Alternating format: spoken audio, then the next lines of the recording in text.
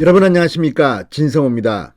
윤석열 대통령 당선인이 방금 전 이 새로운 대통령실의 비서관 그리고 이 외교안보실의 비서관들을 발표했습니다. 여기서 눈길을 끄는 것은 새로 신설된 경제안보 비서관입니다. 과거에는 없던 직책입니다. 자, 대통령 비서실 직제가 아니라 국가안보실 직제의 비서관입니다. 그러니까 윤석열 당선인이 경제와 안보를 늘 연결시키는 바로 그 고리의 실무 책임자가 왕윤종 동덕여대 교수로 임명됐습니다. 자, 왕윤종 교수는 최태원 SK회장의 경제과외교사라고 불렸습니다. SK차이나에서 이 중국과 관련해서 상당히 많은 보고서를 냈던 인물. 중국 통입니다.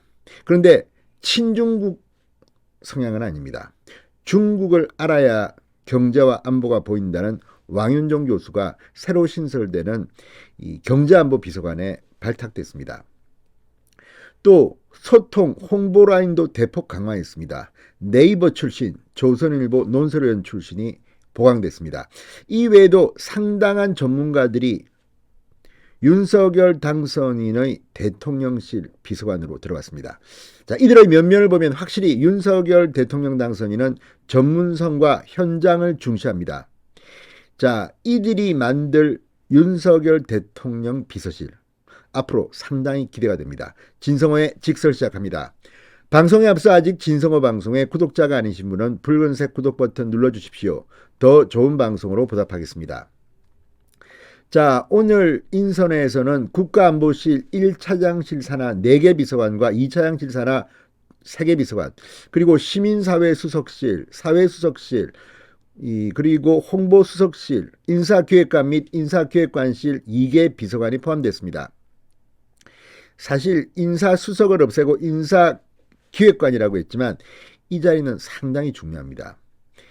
이 문재인 정부의 인사가 실패했다고 말을 듣는 이유가 다 있습니다.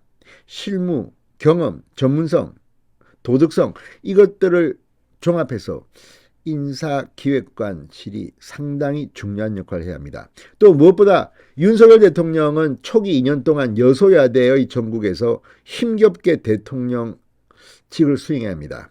그러면 국민과의 소통이 중요합니다. 시민사회수석실이 대폭 보강됐습니다.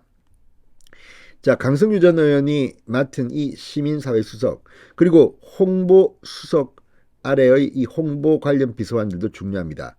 윤석열 당선인의 인사를 보면 확실히 강합니다. 비서관급 인사가 어떻게 보면 장관급 인사보다 더 액센트를 주고 있는지도 모르겠습니다. 자, 일단 국가안보실 1차장 산하의 안보전략비서관 NSC 사무차장을 겸임합니다.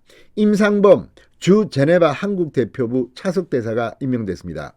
외교비서관에는 이문희 전 외교부 북핵 외교기획단장이 임명됐습니다. 통일비서관에는 백태현 통일부 통일정책실장이 내정됐습니다. 자, 이 다들 대단한 경력을 가진 사람입니다.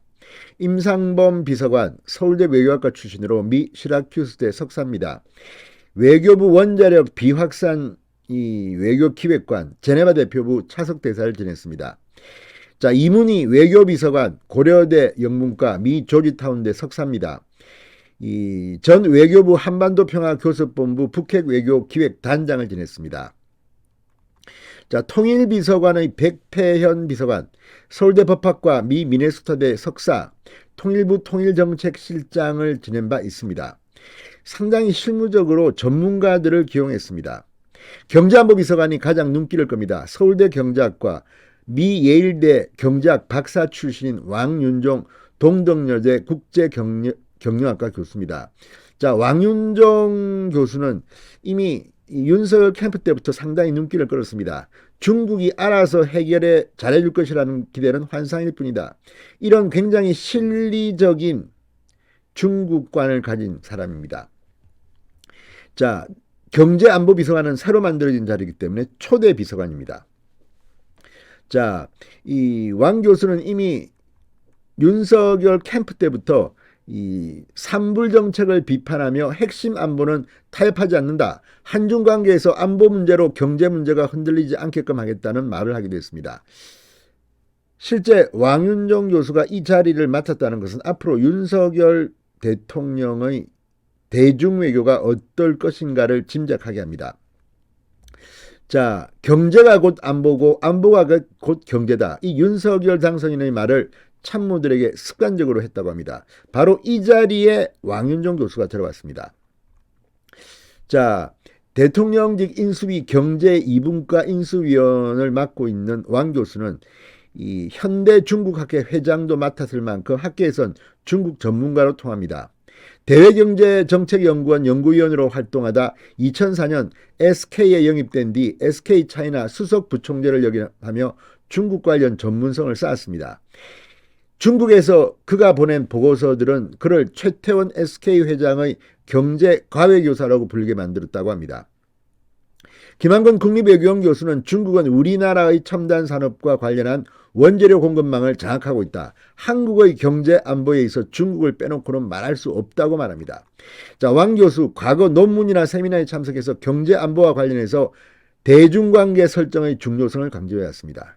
이제 왕윤정 교수가 이 경제안보 비서관으로 들어가면서 이제 이걸 갖다가 대한민국 정책에 그대로 반영해야 하는 그런 숙제입니다. 그냥 비서관이 아니라 상당히 센 발언권을 갖게 될 것으로 보입니다.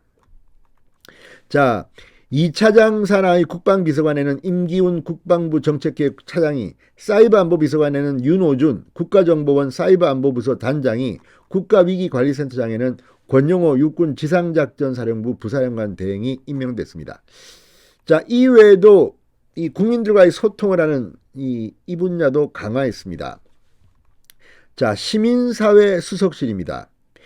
여기에 국민통합비서관에는 최철규 전 여가부 장관 정책보좌관이 임명됐습니다. 시민소통비서관에는 범시민사회단체연합 상임공동대표를 맡고 있는 임헌조 씨, 그 다음에 종교다문화비서관에는 김성회 자유일보 논설위원, 그리고 디지털 소통비서관, 이게 중요합니다.